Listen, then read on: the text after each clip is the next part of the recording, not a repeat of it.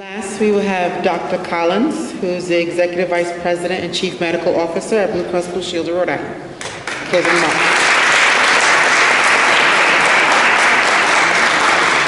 Thank you very much. I feel a little bit out of place, and you may be thinking the same thing. What's a guy from a health insurer doing up here? But I think Angie knows why she asked us to be here. Because as we're building this coalition, there's a group of us from the healthcare community who are starting to realize we need to be part of that coalition.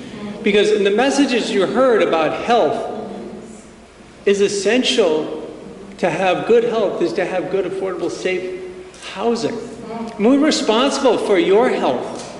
We're responsible for making sure that you can follow a care plan, that you can attend specialist visits, that you can go to methadone, that you can get counseling. You can't do that when your first priority is housing. So people might know, or maybe you don't know, but one of the visions of Blue Cross and Blue Shield of Rhode Island is to ensure that we're leading passionately a state of health and well-being for the state of Rhode Island, all of Rhode Island, not just people who have a Blue Cross and Blue Shield card.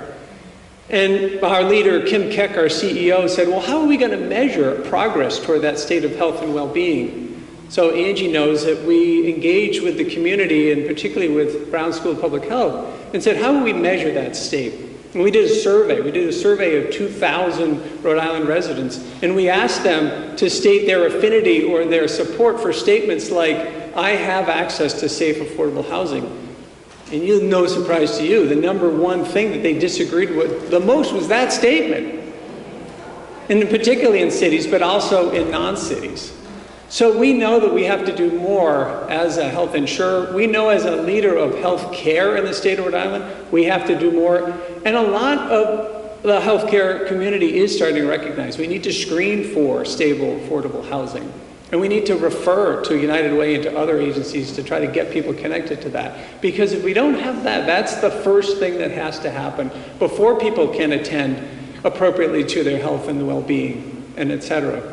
And I think I really appreciate you inviting me, because I just think that some of the points that I heard that I'm going to take away, and as we try to do more, and last year we gave away $200,000 towards different housing-related initiatives, and that's going to be part of our philanthropy going forward.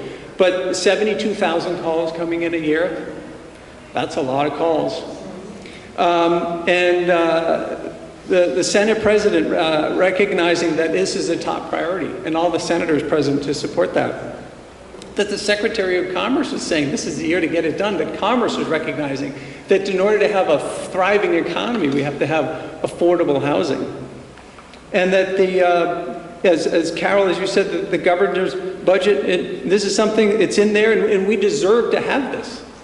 And I think we're so fortunate to have Catherine Powers back again. I always love hearing and being in the audience with you, and you have a powerful message, and I think that will get right through to the core of anybody who may not think that this is a high priority, and we can trust that BHDDH is going to do everything in its power to support that. Callie, that was an amazing message, and I got to applaud you for all the courage it takes to stand up and tell that story.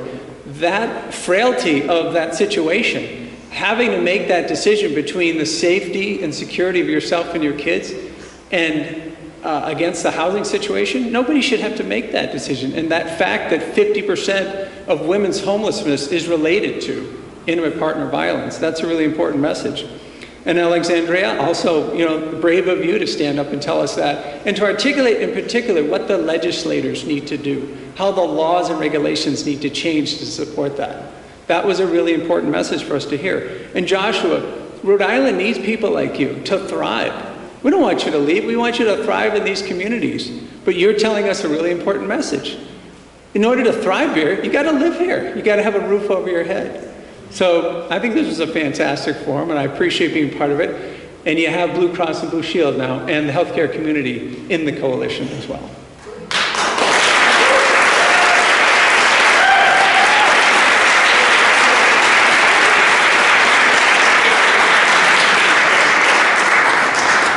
That concludes our program. Thank you, everyone, for joining us today. I would like to say 3 more things. I think Secretary Nellie Grabea gave us 3 action steps.